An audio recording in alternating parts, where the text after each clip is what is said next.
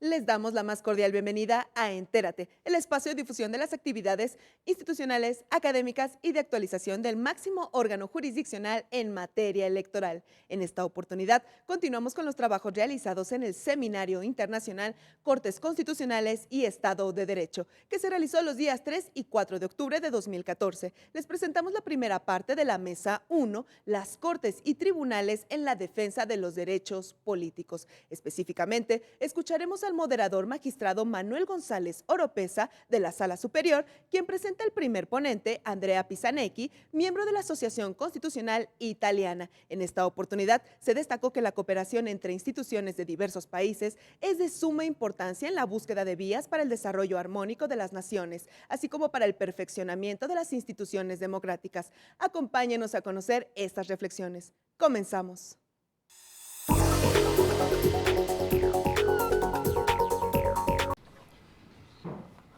Muchísimas gracias, sean todos bienvenidos. Ahora contamos con el privilegio de tener dos figuras grandes en estatura y en prestigio. El orden en el que van a hablar ya lo han aceptado. Primero será el profesor Andrea Pisanecchi y después el magistrado Carlos Tiburcio Bea y finalmente el magistrado Constancio Carrasco Daza. Creo que esta mesa va a ser de gran interés para todos porque vamos a poder apreciar los dos tipos de control constitucional que existen en el mundo. El control concentrado, que a partir de 1920 Kelsen promueve en Europa, con cortes constitucionales independientes de Supremas Cortes, y el control difuso que desde el siglo XVIII-XIX promueve y promociona el modelo de los Estados Unidos. Y como fusión, el magistrado Carrasco nos va a hacer un recuento de las principales piezas jurisdiccionales de este tribunal electoral.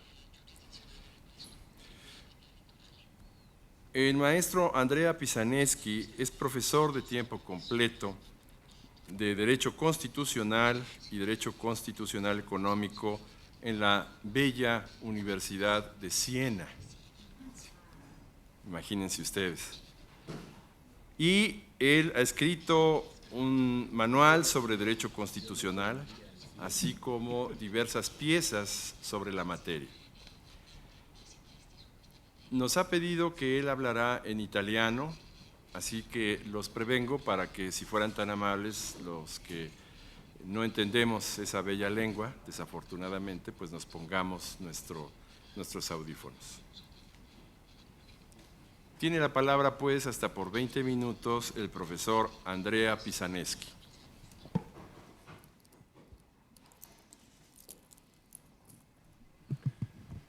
Grazie molte muchas gracias a tutti quanti a todos per l'invito, por la grazie invitación que me al extendieron, gracias al Tribunal Electoral por haberme invitado. Verdaderamente me siento honrado y no lo digo como formalismo. Me honra mucho estar presente en una institución tan importante y prestigiosa para México y conocida en todo el mundo. Muchas gracias al moderador Manuel González Oropeza por su presentación y también por el hecho de que ayer tuvo que leer mi ponencia en italiano. Y yo, bueno, claro que me habría costado mucho trabajo leer una ponencia en español porque desafortunadamente no hablo español y les pido una disculpa a todos ustedes que están obligados a escuchar una traducción simultánea que debo de decir que he tenido manera de escuchar y es muy buena traducción. Mi tema se refiere a la jurisdicción constitucional con respecto a las leyes electorales. Y es un tema que he elegido no solo, como dirían los latinos, ratione materie, porque estamos en un tribunal electoral, sino también porque constituye un momento de gran mediación por parte de las Cortes constitucionales sobre los derechos políticos, sobre el principio de igualdad del voto, sobre el principio de representatividad con respecto a, con mucha frecuencia, al funcionamiento y a la estabilización de la forma de gobierno. Estos balances que se tienen que realizar en las Cortes constitucionales entre la igualdad del voto y la estabilidad de la forma de gobierno es un balance muy difícil, muy delicado, que puede arrastrarnos a veces o arrastrar a las Cortes constitucionales a un debate político y que es algo que hay que evitar. Y yo voy a tratar, digamos, claro, en 20 minutos, en los 20 minutos que me asignaron, voy a tratar de pasar velozmente a explicar cuáles han sido los principales motivos de dificultad, cómo se comportan normalmente las Cortes constitucionales en el mundo frente a este problema y cuáles son, por lo tanto, y por último, los indicadores que nosotros podemos extraer del comportamiento de las Cortes constitucionales para tener un sindicato sobre la legislación que sea lo más imparcial, lo más neutral posible. Los problemas de las Cortes constitucionales en el abordar estos problemas de control de las leyes electorales pueden sintetizarse muy brevemente, en mi opinión, en 5 puntos principales. En primer lugar, el sistema de los partidos y legislación electoral constituyen para muchos constitucionalistas las precondiciones para la calificación de una determinada forma de gobierno. Esto quiere decir que si nosotros analizamos la legislación electoral, tendremos que investigar el sistema de los partidos y la correspondencia entre el sistema de los partidos y la legislación electoral y después incidir también en la forma de gobierno. En segundo lugar, creo que todos nosotros sabemos perfectamente que no existe un sistema electoral perfecto, sino que existen sistemas electorales adecuados para determinadas situaciones sociales y políticas de un país. Esto implica que desde un punto de vista constitucional, una ley electoral que pueda ser constitucionalmente conformada en un momento histórico determinado porque responde a una determinada situación política y social, quizás no lo sea, no sea adecuada cuando la situación política y social se modifica. Y esto, una vez más, implica un reto muy difícil para las Cortes constitucionales que deben investigar cuáles son los cambios del sistema social y cuáles son los cambios del sistema político. Como tercer elemento, yo diría que la caída de las ideologías, que como todos sabemos ocurrió después de la caída del muro de Berlín, no simplificó como podíamos imaginar el sistema partidario de los partidos. Más bien, se volvió a menudo difícil para los partidos convertirse en el trámite correcto para los intereses generales. Los partidos, por lo tanto, a menudo se fragmentaron in molti stati i En partiti sono en muchas numerosissimi. naciones los partidos son muy numerosos Questo ha portato y esto llevó all'adozione in molti a que se stati adoptara di en muchos leggi di natura estados leyes proporzionale, de naturaleza proporcional, però tutti quanti pero todos sappiamo che sabemos le bien leggi di que natura las leyes de proporzionale naturaleza necessitano di proporcional correttivi necesitan per rendere correctivos stabile para que il sea governo estable el gobierno. e quindi diventa molto Y por lo difficile tanto se per le vuelve una corti tarea difícil costituzionali para las Cortes indagare Constitucionales su indagar quanto questi qué correttivi tanto estas siano o acciones non siano correctivas o medidas costituzionalmente correctivas sean o legittimi. no legítimas desde el punto de vista constitucional.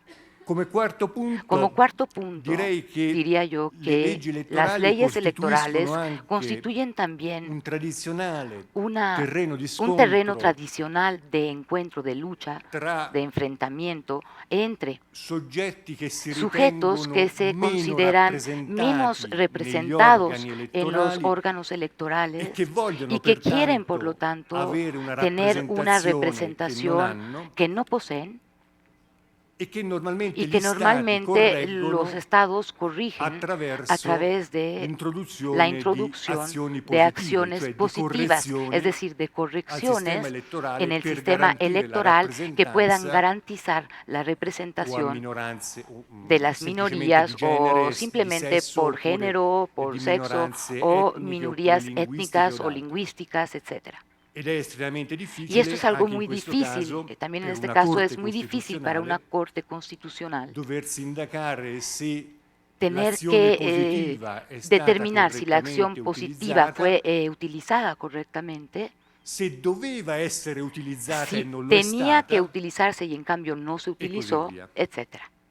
Come ultimo Como punto último punto di problema di de fondo problemas de fondo, indico quiero la indicar, questione bueno, processuale. la cuestión del proceso, In tutti quei de los procesos, sistemi en todos aquellos sistemas che mutuano il giudizio di que costituzionalità mm, eh, dal judicial review, realizan la e constitucionalidad cioè o un efectúan modello este che è modelo orientato que alla está tutela orientado a la dei diritti tutela de los soggettivi, derechos come per subjetivos, esempio in por Italia, ejemplo en Italia, ma anche in molte altre pero también en nazioni, muchos otros países. è assai difficile En estos lugares es muy portare complicado poder llevar la legge la ley electoral davanti alla Corte frente a la Corte Constituzionale, Constitucional, perché porque el modelo giustizia de la costituzionale justicia non lo prevede in constitucional no lo sostanza. contempla. Básicamente ese es el E problema. allora questo Y comporta entonces alcune esto forzature implica spesso di que a natura veces se tengan que processuale hacer como che rischiano però forzar las di cosas desde el punto de vista delegittimare procesal, le stesse que corti a costituzionali veces implican che questo legitimizar a esercizio las debbono mismas compiere. cortes constitucionales que deben cumplir este ejercicio. Come aiutano le ¿Y Costituzioni, cómo ayudan las i giudici constituciones o costituzionali los in questo jueces difficile constitucionales en compito? esta tarea tan difícil? Io credo che in primo Pues yo luogo creo que en quasi primer tutte le lugar casi Costituzioni todas las moderne constituciones modernas contengono un principio contienen un fondamentale principio riguardo fundamental al que se sistema refiere elettorale al sistema o che può electoral essere o que utilizzato puede per utilizarse valutare un para sistema valorar elettorale, o evaluar el sistema che è il principio di electoral, que es el eguaglianza principio de del igualdad voto. del voto. Il principio di El eguaglianza principio del de voto igualdad del significa, voto significa, nel suo significato en su significado storico, más histórico, más tradizionale, tradicional, ma molto y importante, que es muy importante, che il significa voto que el voto non può essere no pesato, puede ser pesado, che ogni testa vale un o sea voto. que una cabeza vale un Ed è voto. ovviamente un Y principio es cardine obviamente un principio central, dei sistemi eje en los democratici, sistemas democráticos, tanto è vero y che tan è es un así que es un che è principio stato anche que scritto in ha sido moltissime carte escrito en muchas cartas, en muchas sovranazionali, cartas internazionali. supranacionales, internacionales. Ma Sin embargo, questo principio di este eguaglianza del principio de voto igualdad del voto vale anche per vale il también cosiddetto voto para in lo que se uscita, llama el voto de salida, cioè es per il decir, modo in para el cui modo en el que la legge la ley elettorale electoral tratta trata e considera y il voto considera el voto oppure no. o no. Ora, Ahora, yo creo que este es el gran reto frente al cual se encuentran las Cortes Constitucionales hoy en día. Evaluar y en qué términos evaluar si este principio de igualdad no es solo un principio de igualdad que se refiere al voto de entrada, sino también es un principio que en cierta forma tiene que hacer que correspondan los votos expresados al resultado electoral.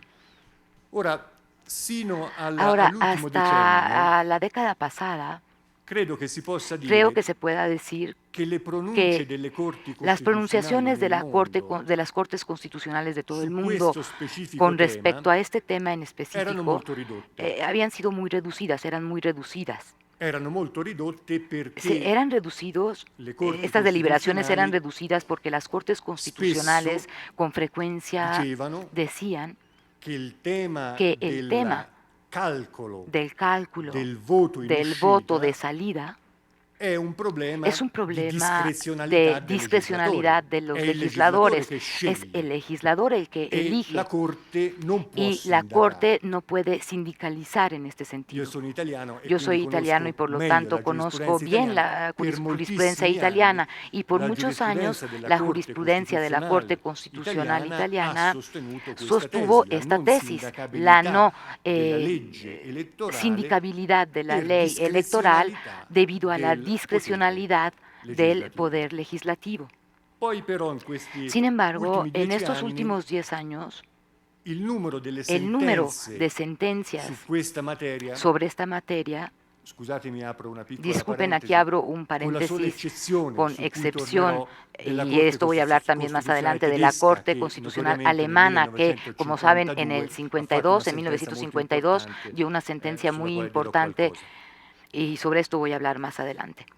¿Por qué se dio esta ampliación en los últimos 10 años en la jurisdicción constitucional? Pues yo creo que las razones pueden básicamente ser dos. La primera razón es una ampliación general del Estado de Derecho, entendido como una mayor y más extendida sindicabilidad de los actos, de las acciones del poder público. Las acciones del poder público que en un tiempo se consideraban discrecionales y por lo tanto no sindicalizables, se restringieron. No evaluables se restringieron y es evidente que esta restricción fue mucho más fuerte por la crisis de la política que especialmente en Europa tuvo un peso pues bastante importante, porque a medida que los partidos y la política perdían legitimación, pues mayormente por el otro lado se iba ampliando el poder de control por parte del Poder Judicial. El segundo elemento es el tema de la constitucionalización en muchas constituciones del principio de proporcionalidad. Y esto obviamente llevó a las Cortes Constitucionales a tener que juzgar algo terrible, cuando una ley es proporcional y cuando una ley no es proporcional. Ahora, para ver cómo sucedió esto, creo que lo mejor sería hacer una síntesis rápida de la jurisprudencia constitucional. Una síntesis que voy a hacer con mayor rapidez de lo que escribí porque veo que el tiempo transcurre. Y bueno, simplemente voy a los dos puntos que me parece que son más interesantes. ¿Cómo se plantearon las Cortes Constitucionales frente a dos problemas? El problema de los umbrales de acceso en el ámbito de los sistemas electorales proporcionales, y cómo se ubicaron, o sea, cómo se plantearon las Cortes frente a las mayorías, siempre dentro del ámbito de los sistemas proporcionales. Ahora bien, casi todos los sistemas proporcionales utilizan umbrales de entrada o de acceso, umbrales de acceso. En Europa, estos sistemas constitucionales prevén umbrales que son del 3 al 5%. Hubo una recomendación en el Consejo Europeo que fue muy importante, que subrayó que en general, en líneas generales, claro, dejando a un lado la discrecionalidad de las naciones, pero ellos dijeron que un umbral del 3% debería de ser el adecuado, es decir, que no habría que pasar este umbral del 3%. Sin embargo, hay muchos países que sí superan este umbral, que sí van más allá de este umbral. Por ejemplo, en Alemania hay un umbral del 5% que la Corte alemana reconoció como legítimo. ¿Y por qué reconoció como legítimo esto? Pues porque la compresión del principio de igualdad del voto tenía la finalidad racional de garantizar la estabilidad del Ejecutivo. Y lo mismo viceversa, la misma Corte alemana en el 2011 no consideró conforme el umbral de bloqueo previsto para el Parlamento Europeo, porque en este caso, como el Parlamento Europeo no vota la confianza, no había necesidad de sacrificar el principio de representación en aras de la estabilidad de la forma de gobierno. La Corte de Bélgica reconoció como legítimo el 5% que existe en ese sistema electoral, aunque criticándolo y diciendo que se trata de un umbral excesivo, etcétera. Por lo que se refiere a los premios de mayoría, bueno, aquí no puedo dejar de mencionar una famosa sentencia italiana muy reciente, la número 1 del 2014, donde se declaró constitucionalmente ilegítimo el sistema electoral italiano, que era muy complejo. Aquí voy a simplificar para llegar realmente al meollo de la cuestión. El sistema electoral contemplaba que la coalición de partidos que alcanzara una mayoría relativa tenía un premio de mayoría y por lo tanto tenía la mayoría absoluta, independientemente del umbral de votos al cual pudiera alcanzar la coalición, es decir, aún con el 30% de los votos se podía asignar una mayoría absoluta, y la Corte reconoció que este premio de mayoría estaba desproporcional, no era proporcional y se sacrificaba la representatividad, y esto era excesivo con respecto al objetivo final, que era estabilizar la forma de gobierno. Yo creo que hubo una sentencia análoga en ciertos sentidos por parte de la Suprema Corte de Justicia mexicana. Aquí, usando una metáfora del fútbol, yo estoy jugando fuera de casa y espero que no me metan muchos goles, pero yo creo que la Corte Suprema Mexicana, por lo que se refiere a un sistema electoral de una nación, de un Estado, reconoció que un premio de mayoría que atribuía el 52% de los votos a un partido que alcanzaba el 40% en la parte proporcional fuera algo excesivo y desproporcionado.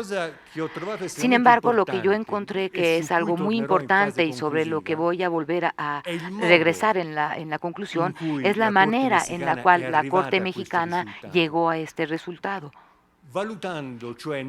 evaluando, valorando no solamente la relación entre la norma constitucional y la norma electoral, sino también haciendo ciertas proyecciones sobre el sistema de los partidos. Es decir, yendo a verificar en sustancia, en el sistema social, en el sistema de los partidos, qué es lo que habría cambiado este nuevo modelo. Entonces, se llega a la pregunta de las preguntas, podría decir yo. ¿Qué tanto se puede corregir un sistema proporcional de acuerdo con las Cortes Constitucionales o de acuerdo con las tendencias generales de las Cortes Constitucionales? Ahora, yo creo que aquí tenemos que escaparnos de todas las definiciones de naturaleza sustancial. Es decir, ¿qué es una ley proporcional y qué no es una ley proporcional? Porque llegaríamos al famoso a la famosa paradoja griega del sorite, que básicamente lo que dice es ¿cuántos cabellos tiene un calvo para que se le considere calvo? Con un cabello quizás se es calvo, con dos se sigue siendo calvo, ya con tres, quién sabe. Entonces, en cierto momento, un solo cabello puede cambiar la definición. Entonces, el 0.001% en determinadas leyes electorales en cierto momento puede cambiar la definición de qué es proporcional y qué no es proporcional, lo cual es totalmente irrazonable. No razonable.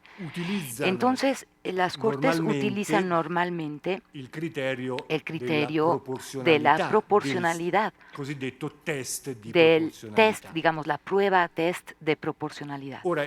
Ahora, esta prueba de proporcionalidad, sin embargo, se utiliza en forma muy distinta en las distintas Cortes Constitucionales. Hay algunas Cortes Constitucionales que lo formalizan. Por ejemplo, la Corte alemana formaliza esta prueba. Hay otras Cortes Constitucionales que formalizan mucho menos y que con frecuencia juntan raciocinios y proporcionalidades que no son lo mismo. Y este es el caso, por ejemplo, de la Corte Constitucional italiana, que en muchos casos utiliza el término razonable y el término proporcional como si fueran lo mismo, mientras que en realidad quieren significar dos cosas bastante diferentes. En el sistema anglosajón, de hecho, razonabilidad significa algo bastante claro. Una ley es razonable cuando es evidente y manifiesto que contiene dentro de sí ciertas contradicciones objetivas. Tan es así que en el modelo americano, en el modelo anglosajón, la razonabilidad no requiere una motivación en profundidad, porque se ve claramente, se ve manifiesta, se tiene que ver con mucha claridad que la ley no es razonable. Ahora, este concepto de razonabilidad no es fácil utilizarlo en las leyes electorales.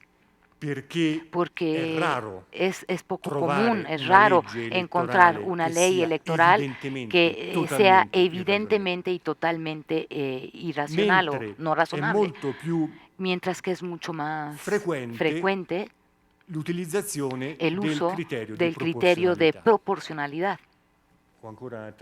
¿Tengo 3 minutos más? Gracias. Sono in fondo al mio tempo.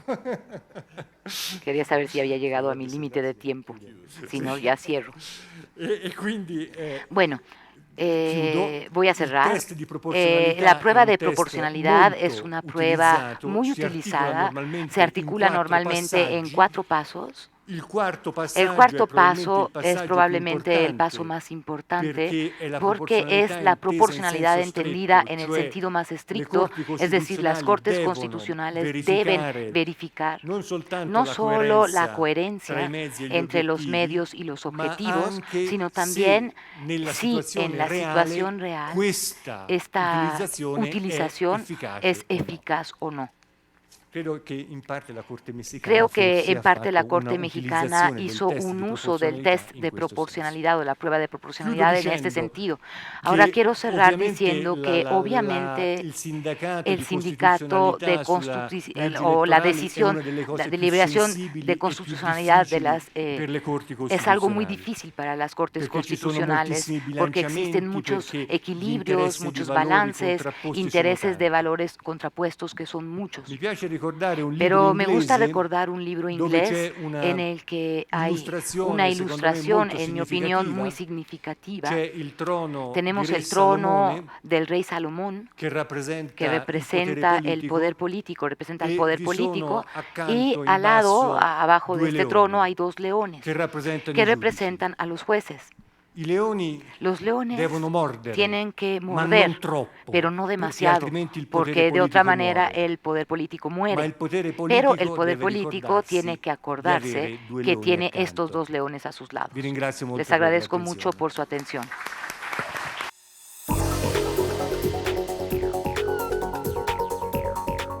Los esperamos en una próxima emisión de Entérate, con más de lo destacado de las actividades institucionales, académicas y de actualización del Tribunal Electoral del Poder Judicial de la Federación. Soy Roxana Noriega, gracias por su sintonía.